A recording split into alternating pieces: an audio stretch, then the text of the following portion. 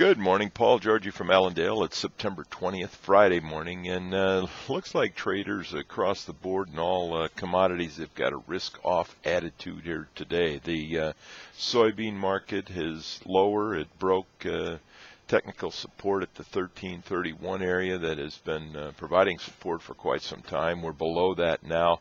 A close below that's going to be watched very closely and could actually activate more sell stops late in the session if we're below that level. So watch that.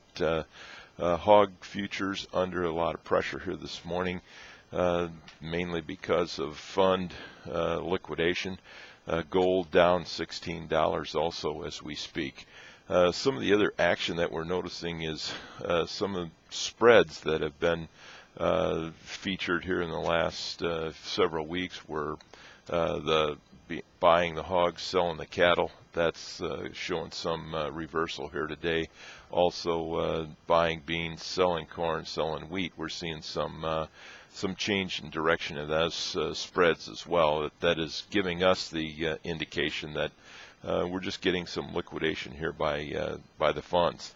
Other factors that are affecting the market certainly is weather, and I think weather can be used as either a bullish argument or a bearish argument here this morning. Some are using the rains that we've got that should be friendly because we can't harvest, should be supported to near-term cash markets as we will not be able to harvest here for a few days. However, that weather, the rain actually is moving out of the Corn Belt west to east here over the weekend, and a lot of open weather ahead of us and should put harvest in full swing starting next week.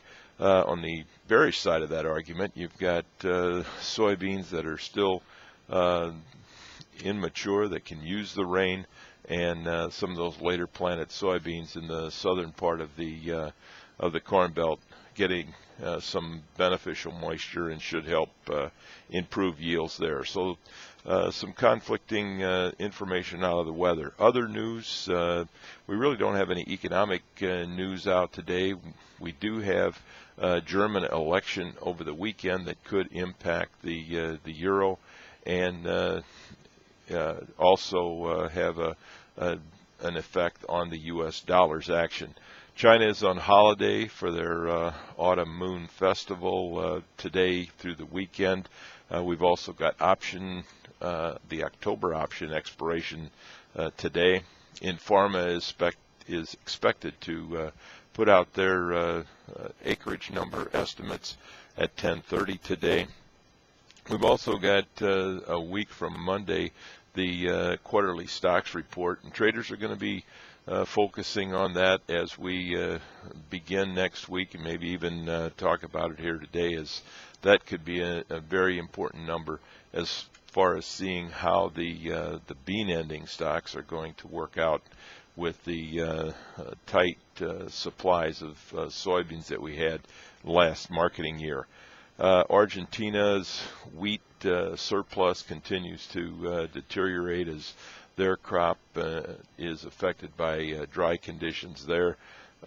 Also, Russia did comment overnight, and traders are looking at the quality of wheat coming out of Russia, that now are concerned that maybe they will not be able to meet their export sales because of the quality. So those are things happening in the grain markets.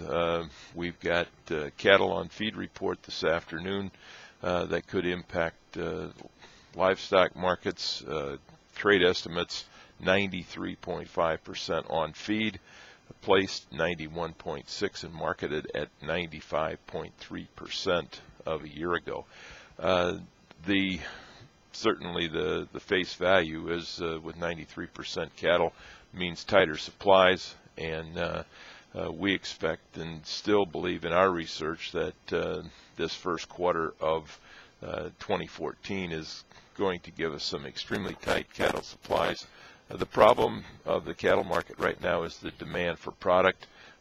We've got to move the product that we've got, and to justify some support to cash markets. We're still waiting for cash cattle to trade this week.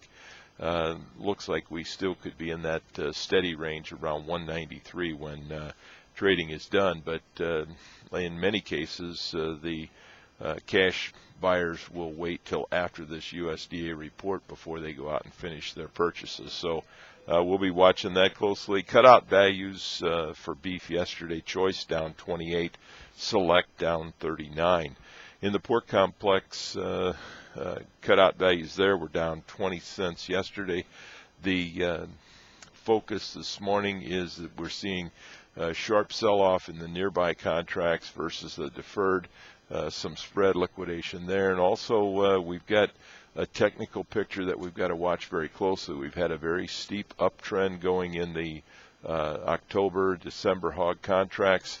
If we break that to the downside, that could accelerate some fund liquidation as we go into this Friday's close. So stay in touch with Allendale's research. Allendale's brokers will help you and keep you informed as we go through the days. If you got any questions, don't hesitate to give us a call at 800-262-7538. We wish everybody a very successful trading day, a safe weekend, and I will talk to you on Monday morning.